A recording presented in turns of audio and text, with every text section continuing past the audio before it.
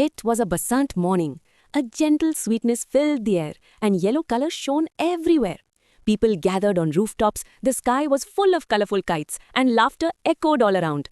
Ayan looked out the window and said excitedly, "Wow, the whole city looks yellow today." On the rooftop, he flew his kite among cheers and joy. Suddenly, a voice came from nearby. "Bog kata!" Ayan's kite snapped and got stuck in a tree. Laughing, he said, "Looks like my kite has gone on vacation." Soon, the aroma of pakoras and jalebis rose from downstairs. His mother called out, "Hot pakoras and jalebis are ready."